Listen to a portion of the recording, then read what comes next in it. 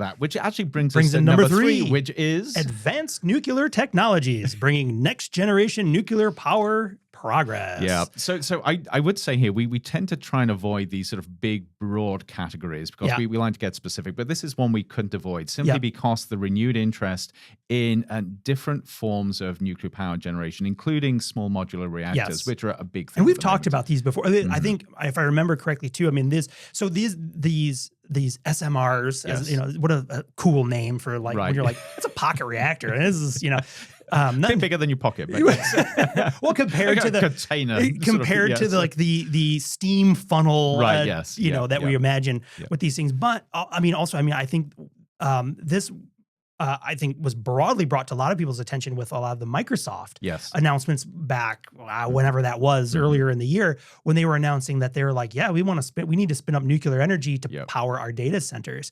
But of course, and again, it's interesting to look globally because, you know, looking around the world, how many different like countries, and for example, are using nuclear energy compared to the United States, because we actually don't use very much compared to countries in the EU, compared to Korea, South Korea, and things like that in terms of spinning up these new type of reactors.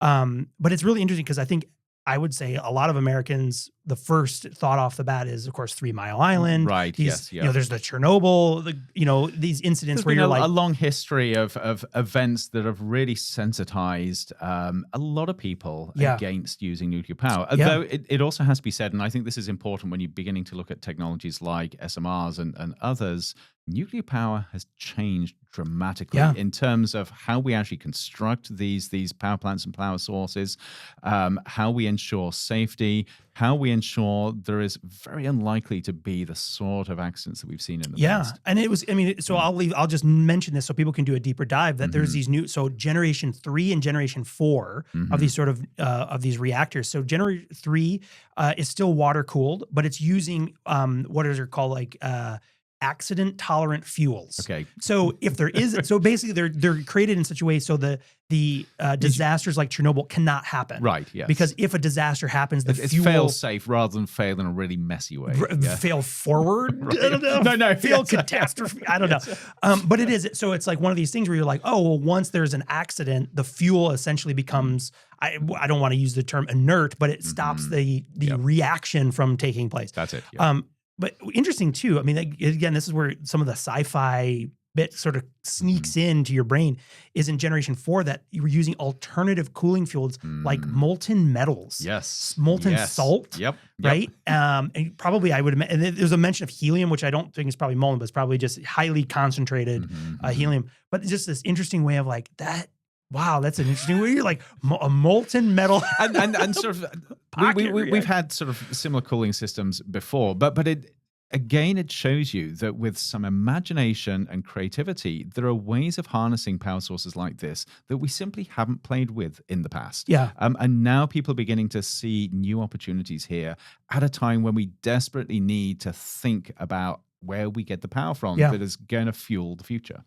And I think it's interesting to note too, I mean, there's this like longer term goal, right, of moving away, moving away from this idea of fusion and moving towards fission. Oh yeah, right. Well, though fusion is an interesting one. So I don't think I'm giving anything away by saying that in the committee we have talked about fusion. Okay.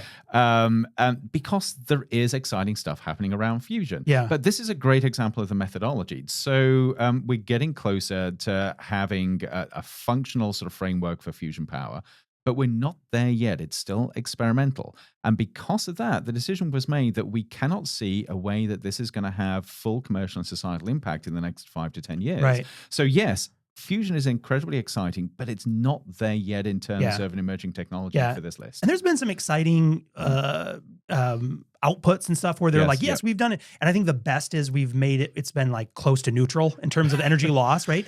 But I mean, that's one of the pieces here. I mean, I wrote a note here because it's even noted it's on page 16 of the report, as even talking about, while this isn't right now, there's an expectation over the next couple of decades, next 10 to 20 years or so, that if we can get to a place where you get more energy out than it takes to put in, right? That you approach this. I mean, if we can crack that, right, you're essentially looking at almost limitless source of power. Right? Yeah. Now, okay. So an interesting story here. I'm going to tap the physicist in here. Right? Yeah. So things may have changed. So I remember back in the 1980s when I was doing my undergraduate degree, and we talked a lot about nuclear power, including fusion. In fact, Chernobyl happened while I was doing this degree. Oh, and to the credit of the degree program, we spent a lot of time talking about Chernobyl. But one of the things that came out of that was talking about fusion power. Yeah. And I remember back then a professor saying that you've got to get over this idea that fusion gives you limitless energy. It does if you just look at the physics of it. But when you look at all of the materials, the pipeline, the pipeline that allows you to translate that energy into something that's usable, there are materials there that absolutely are not limitless. Yeah. So you're not necessarily limited by the energy output, but you are limited by the materials energy necessary input. to actually, well, not the energy input, but the materials that are required to translate that nuclear energy into heat, into electricity. Yeah.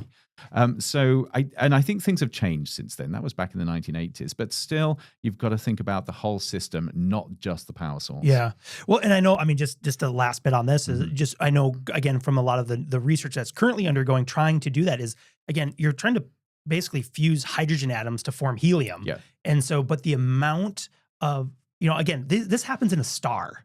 Right. Like, and you're like, wow. And then they're like, we're trying to do, so if you think about the scale and energy of a star, and you're like, and we're trying to do that in some way, not in someone's garage, but, maybe comparatively, it is crazy hard. How much energy is required just to try to force those two atoms together. So the joke has been for the last goodness knows how many decades that fusion power is always about 30 years away. And it was just like flying cars. It was 30 years away in the 80s when I was studying physics and going around sort of these big experimental systems. It's still 30 years away.